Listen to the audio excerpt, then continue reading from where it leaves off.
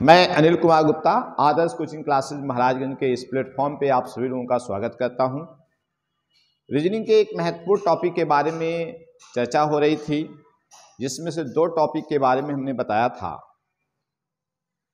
ये कैलेंडर से रिलेटेड है। पहला टॉपिक मैंने बताया था चेंज इन डेट और दूसरा हमने बताया है change in date and month.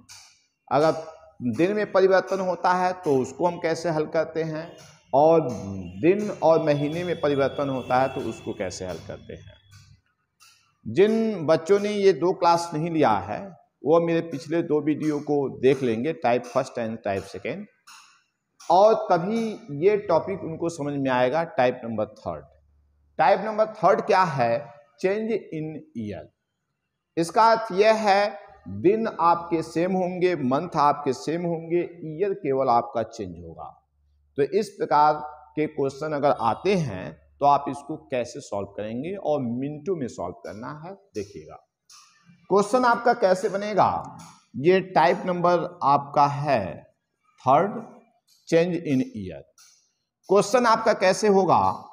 Question आपका बनता है यदि 3/5/2013 को 3/5/2013 को शनिवार है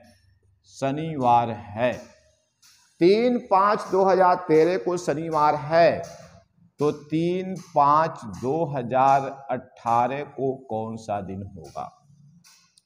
आप देख रहे हैं इसमें कि इसमें डेट आपके सेम है, मंथ आपके सेम है, ईयर आपके चेंज है। इसको हल करने के लिए आपको केवल दो स्टेप करना है, दो स्टेप, और दो स्टेप जैसे ही आप करेंगे तो ये क्वेश्चन आपका सॉल्व हो जाएगा। सबसे पहले करते क्या हैं, इसमें ईयर की संख्या निकालेंगे, यानी इनके बीच में वर्ष की संख्या निकालेंगे। तो देखिएगा पहला है 18, ये है 13। 18 में से अगर हम 13 निकालते हैं तो क्या होता है? 5। ये साधारण वर्ष की संख्या हो गई। सबसे पहले हम साधारण वर्ष की संख्या निकालेंगे। दूसरा चीज हमको ये देखना है कि इसमें लीप वर्ष की संख्या कितनी है।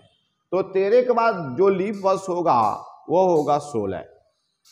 16 के बाद 20, क्योंकि यहाँ पे लीप वर्ष की संख्या कितनी हो गई? 1। ठीक है।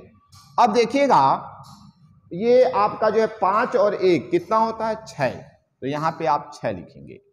क्योंकि कैलेंडर में आप आगे की ओर जा रहे हैं, जब आगे की ओर जा रहे हैं तो हम 6 क्या करेंगे? इसमें जोड़ेंगे।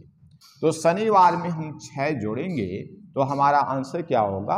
शुक्रवार। क्या होगा? शुक्रवार। ठीक है। फिर से देखिएगा, इसमें हम साधारण दो स्टेप हमको करना है।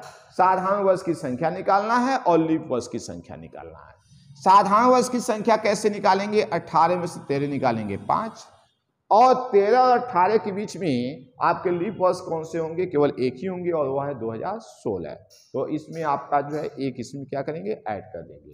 5 और 1 कितना होता है? 6। तो लीप वर्ष की संख्या ये 1 हो गई। तो यहाँ पे विषम दिनों की संख्या कितनी होगी? 6। अब हम कैलेंडर में आगे की ओर जा रहे हैं। जब कैलेंडर में आगे की ओर जा रहे हैं तो हम क्या करेंगे? यहाँ पे जो है शनिवार में 6 जोड़ेंगे तो आंसर कितना हो जाएगा? शुक्रवार। अब देखिए एक और क्वेश्चन इसमें, यदि 5/7/2018 को सोमवार हो 5/7/2018 को सोमवार हो, तो 5/7/2029 को कौन सा दिन होगा? 5/7/2029 को कौन सा दिन होगा?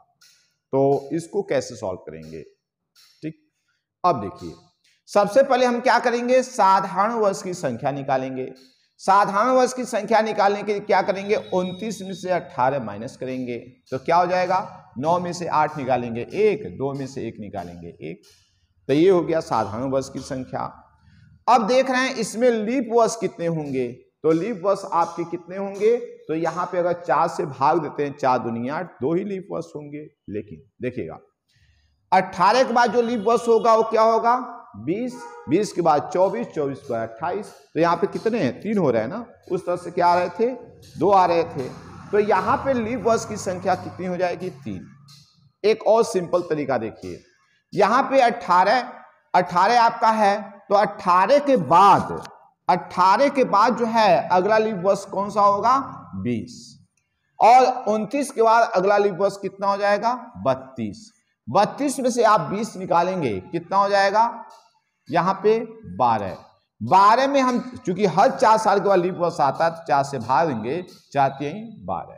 तो यहाँ पे लीप वर्ष की संख्या कितनी हो जाएगी? 3। 11 और 3 जोड़ेंगे, कितना होगा? 14। 14 में हम 7 से भाग देंगे, विषम दिनों की संख्या कितनी हो जाएगी? यहाँ पे हो जाएगा 0। तो चूंकि कैलेंडर में हम आगे की ओर जा रहे हैं, जब कैलेंडर में आगे की ओर जा रहे हैं तो हम इसमें 0 जोड़ें या 0 घटाएं, आपका वही दिन मिलेगा। तो 5/7/2029 को कौन सा दिन होगा? यह सेम सोमवार ही होगा। तो ये तो हो गया कैलेंडर में हम जब आगे की ओर जाते हैं तब। अब इसी में कैलेंडर में अगर पीछे की ओर जाते हैं तो उसका क्वेश्चन कैसे सॉल्व होगा, तो उसको देख लीजिए।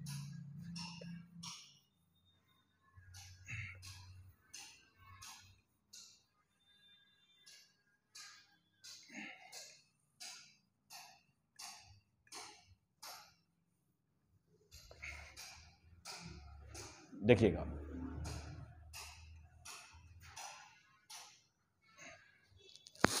यहां पे यदि 6/5/2019 को रविवार हो, 6/5/2019 को रविवार हो, तो 6/5/2010 को कौन सा दिन होगा? 6/5/2019 को रविवार हो तो 6/5/2010 को कौन सा दिन होगा? क्योंकि ये 19 से 10 यानी कैलेंडर में आप पीछे की ओर जा रहे हैं, ये आपका डेट सेम, मंथ आपका सेम। अब इसको कैसे सॉल्व करेंगे? यहां देख रहे हैं 19 में से 10 निकालेंगे 9, साधारण वर्ष की संख्या कितनी होगी? 9। अब हमको देखना है लीप वर्ष की संख्या कितनी होगी। लीप वर्ष की संख्या निकालने के लिए 19 के बाद अगला लीप वर्ष क्या हो जाएगा? 19 के बाद लीप वर्ष कितना होगा? 20। और 10 के बाद लीप वर्ष कितना हो जाएगा? 12। 20 में से 12 निकालेंगे, कितना होगा? 8। 8 में हम 4 से भाग देंगे। क्यों 4 से भाग देंगे? क्योंकि हर 4 साल के बाद लीप वर्ष आता है, तो 4 दूनी 8। तो यहाँ पे लीप वर्ष की संख्या कितनी होगी? 2। अब देखिए 9 और 2 कितना होता है? 11। 11 में हम 7 से भाग देंगे, विषम दिनों की संख्या होगी, तो 11 में 7 से भाग देंगे तो 7 4 11, 4 विषम दिनों की संख्या होगी। क्योंकि कैलेंडर में हम पीछे की ओर जा रहे हैं तो इसमें हम क्या करेंगे? -4 करेंगे। अगर नहीं -4 करने आता है तो रविवार में हम 3 जोड़ देंगे। ठीक है, तो रविवार में 3 जोड़ेंगे तो कौन सा दिन होगा? बुधवार। तो 6/5/2010 को कौन सा दिन होगा? बुधवार। 6/5/2010 को कौन सा दिन होगा? बुधवार। ठीक है, तो आई होप ये आपको क्लास समझ में आया होगा। हाँ, एक चीज और ध्यान दीजिएगा, अगर ये क्लास आपको समझ में आ रहा है तो मेरे इस वीडियो को, इस चैनल को अधिक से अधिक लाइक, शेयर एंड सब्सक्राइब करें, ताकि ये जो है उन बच्चों तक पहुंच जाए जो इसको जो है इजीली, आसानी से इसको कर सकें। आज के लिए बस इतना ही। जय हिंद, नमस्कार।